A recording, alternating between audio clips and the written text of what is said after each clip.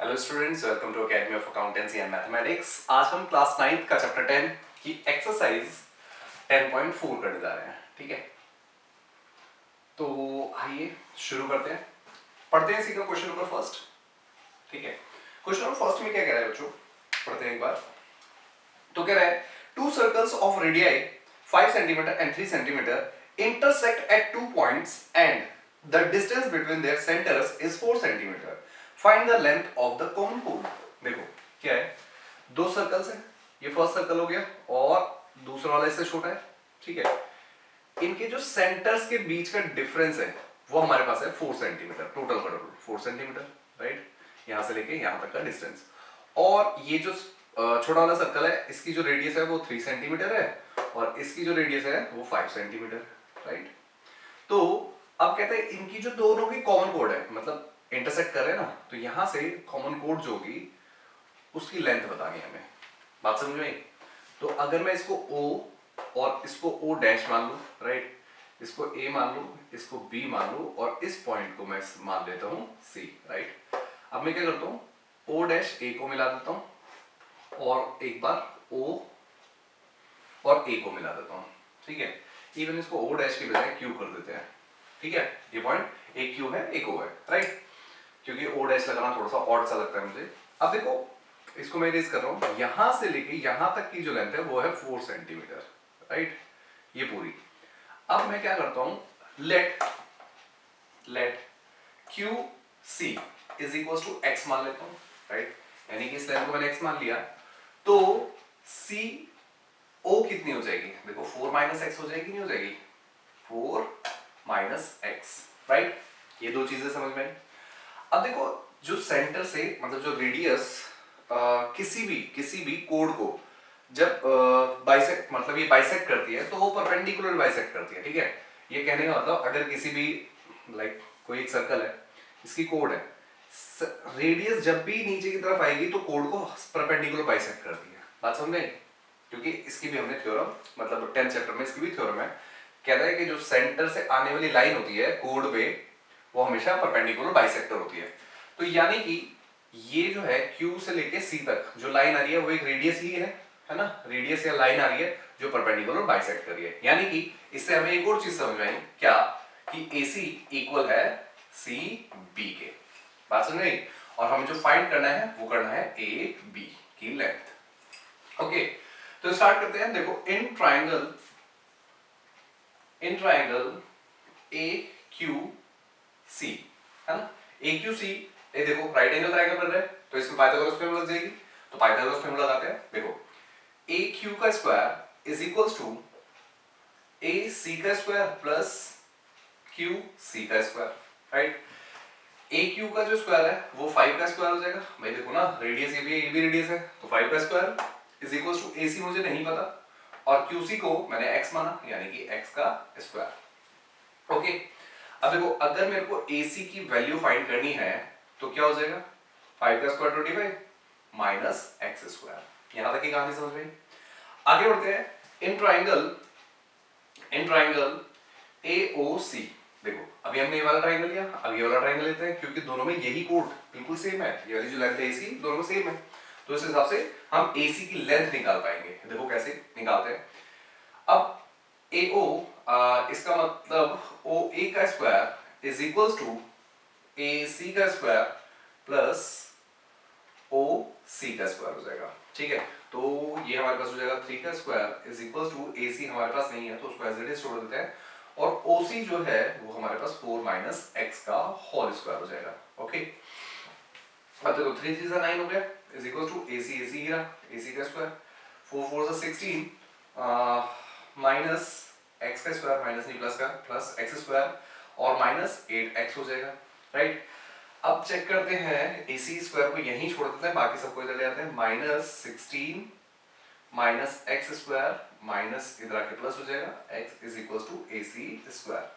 तो देख बेटो बच्चों, AC square is equal to देखो 16 में से 9 गया बचा minus 7, x square is it is जाएगा माइनस एक्स स्क्वायर और प्लस 8x। ये भी AC स्क्वायर है, ये भी स्क्वायर है। अगर इसको फर्स्ट मान ले एंड इसको सेकंड मान ले तो इसको रेज कर देता हूं,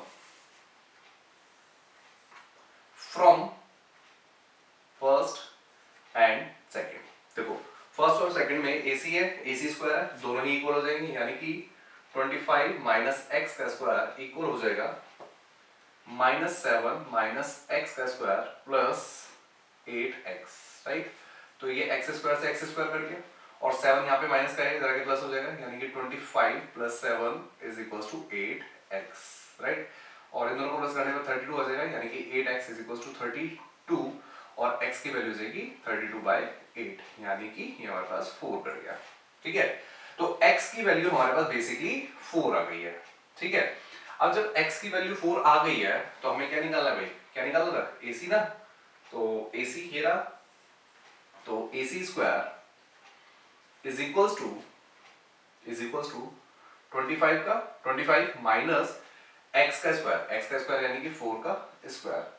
तो AC square is equals to कितना हो जाएगा भाई, 25 माइनस 16 यानी कि 9 आ गया, और AC जो आ जाएगा वो आ जाएगा √9 यानी कि 3। अब देखो वैल्यू वैसे 3 प्लस और माइनस दोनों की आती है, पर यहाँ पे हम लेंथ की बात करें इसलिए प्लस की ही आएगी। अब देखो अगर ये 3 आ गई, तो मैंने अभी बताया ना AB जो है वो 2AC होगा, तो मल्टीप्लाई कर देते हैं 2 इंटू 3 यानी कि 6, ये हमारे पास आंसर आ गया 6 सेंटीमीटर, ठीक है बच्चों। तो AB की वैल्यू क्या हो जाएगी, 6 centimetre. Now pause the video, note it down, फिर बढ़ते हैं क्वेश्चन नंबर 2 की तरफ। तो बढ़ते हैं बेटा क्वेश्चन नंबर 2 की तरफ। क्वेश्चन नंबर 2 में क्या कह रहा है, पढ़ते हैं एक बार। क्वेश्चन नंबर 2 में कह रहा है, if two equal chords of a circle intersect within the circle, okay, prove that the segments of one chord are equal to corresponding segment of other chord। देखो क्या कह रहा है, हमारे पास एक सर्कल है, ठीक है, उसमें कोई दो कोड है, लाइक दिस और लाइक दिस, ये दो कोड हो गई, राइट।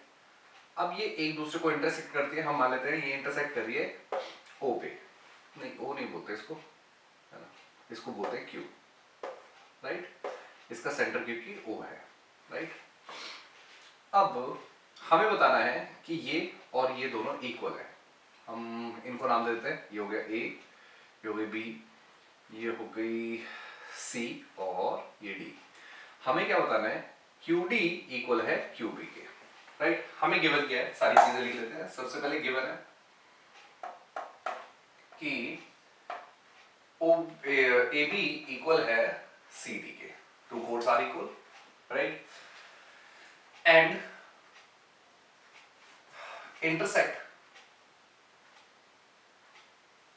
एट Q, और ये दोनों एक दूसरे को Q पे इंटरसेक्ट करती है, राइट। अब हमें प्रूव करना है, टू प्रूव करना है भाई क्या, कि QD इक्वल होगा QB के, ओके। अब इसमें कंस्ट्रक्शन कर लेते हैं। कंस्ट्रक्शन क्या है, हम यहां से एक परपेंडिकुलर डाल देते हैं, राइट, और यहां से भी एक परपेंडिकुलर डाल देते हैं, राइट। इसको नाम देते हैं M और इसको नाम देते हैं N, राइट। और यहां से OQ को मिला देते हैं, ये दो ट्राइंगल बन जाएंगे, राइट। तो लिखते हैं जॉइन OQ एंड ड्रॉ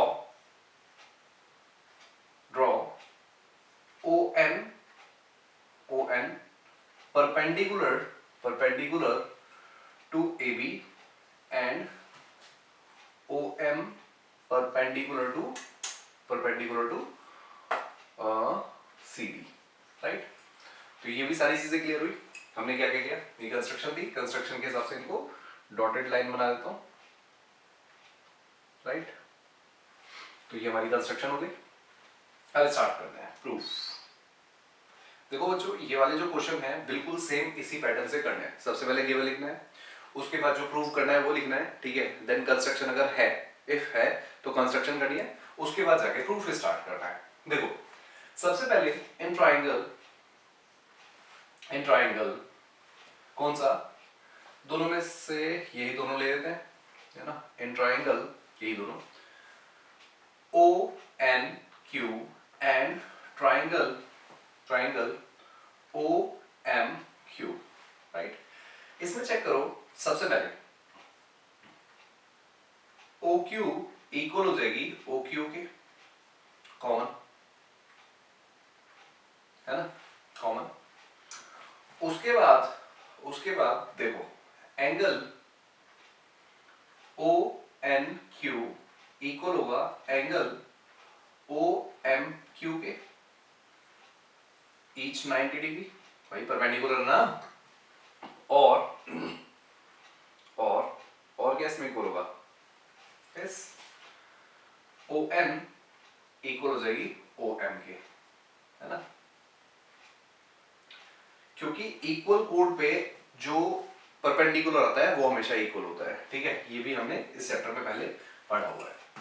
तो perpendiculars on equal code codes, ठीक है। तो ये भी इक्वल होते हैं।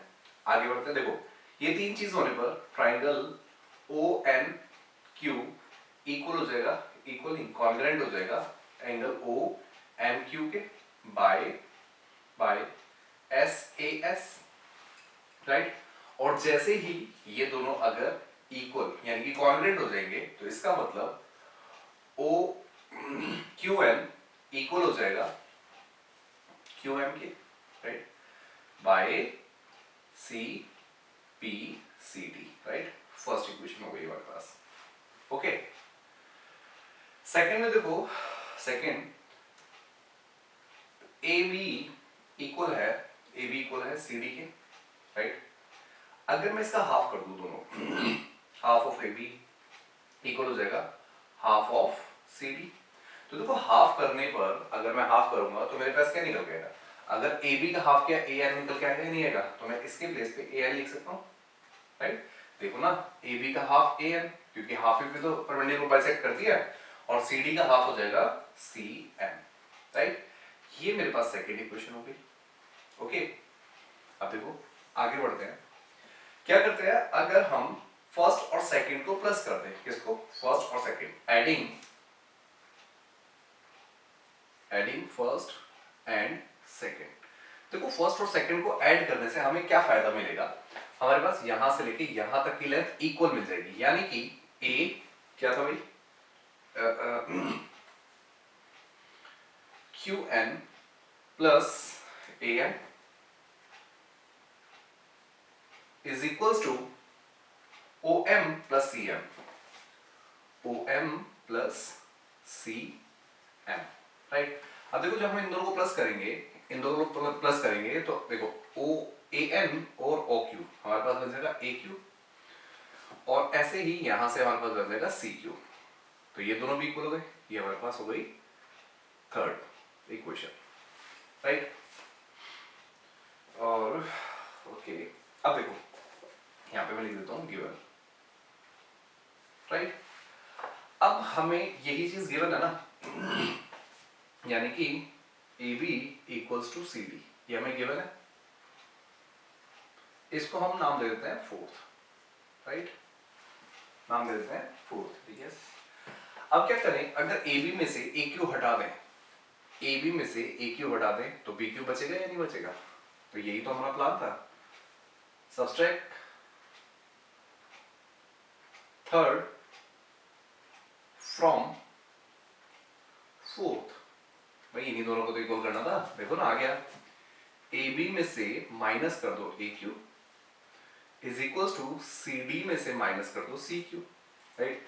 जैसे ए बी में से ए क्यू माइनस होगा, ए बी में से ए क्यू माइनस होगा तो बचेगा B Q is equals to यहां पे हो जाएगा डी क्यू, है ना, एंड हैंस प्रूव्ड, ठीक है बच्चों। तो pause the video, note it down, फिर पढ़ते हैं क्वेश्चन नंबर 3 की तरफ। तो बढ़ते हैं बेटा क्वेश्चन नंबर 3 की तरफ। देखो क्वेश्चन नंबर 3 में क्या कह रहे हैं, पढ़ते हैं। क्या है, if two equal chords of a circle intersect within with the circle, prove that the line joining the point intersection of the center making equal with the chord, equal angle with the chord। देखो कहता है एक circle है, बेकार सा हो गया ना, दोबारा बना देते हैं, कोई नहीं। एक सर्कल है, राइट, थोड़ा बड़ा बनाते हैं। एक सर्कल है, ठीक है। कहते हैं इसकी दो इक्वल कोड्स है, वही सेम जो हमने पहले वाले क्वेश्चन में बनाई थी। ये है, इसको हम दे देते हैं ए, बी और सी एंड डी। ये पॉइंट हमारे पास क्यू हो गया, राइट। और कहता है कि यहां से, मतलब इसके अगर सेंटर से ये लाइन जोड़ दी जाए, ये लाइन जोड़ दी जाए, तो ये वाले दोनों एंगल इक्वल होंगे, सिर्फ ये बताना है, ठीक है। तो देखो इसमें कुछ चेंज नहीं है बेटा, जैसा भी हमने पहले क्वेश्चन किया बिल्कुल सेम वैसे ही है, बस इसमें सीपी सीटी से हो जाएगा। कैसे, चलो देखते हैं। एक काम करते हैं, इन दोनों को भी ज्वाइन कर देते हैं 90 डिग्री पे, और ये आ जाएगा 90 डिग्री पे, राइट। ये हम नाम दे देते हैं m, और इसको नाम दे देते हैं n, राइट। लिख लेते हैं क्या क्या गिवन है। गिवन है वही same, AB equal to CD and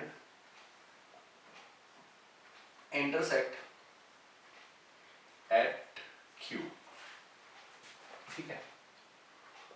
O centre and O is centre, ठीक है।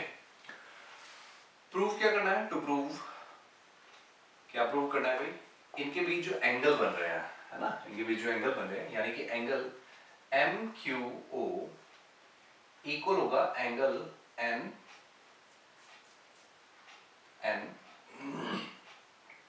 NQO, right. तो कंस्ट्रक्शन हम कर देते हैं। कंस्ट्रक्शन क्या करनी है, draw ON perpendicular to CD and OM perpendicular to AB, right. यहां तक की कहानी हो गई हमारी सॉल्व। अब स्टार्ट करते हैं प्रूफ। देखो प्रूफ में क्या है, सबसे पहले इन दोनों ट्राइंगल को लेते हैं। In triangle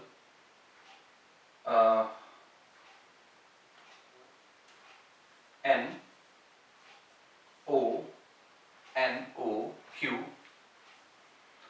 and triangle MOQ, right. सबसे पहले सेम चीज बच्चे देखो, ON इक्वल हो जाएगा OM के, राइट। सेम वही बात, परपेंडिकुलर जो होते हैं वो इक्वल कोड पे इक्वली बाइसेक्ट, मतलब इक्वली डिस्टेंस लेते हैं, ठीक है। तो परपेंडिकुलर्स ऑन इक्वल कोड्स, ठीक है।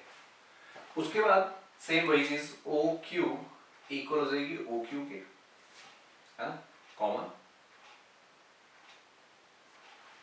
उसके बाद देखो एंगल ONQ इक्वल हो जाएगा एंगल OMQ के, राइट, ईच 90 डिग्री, राइट। अब जब इतना होने पर ये दोनों ट्राइंगल क्या हो जाएंगे, कॉन्ग्रुएंट हो जाएंगे, यानी कि NOQ is congruent to triangle MOQ by SAS, right.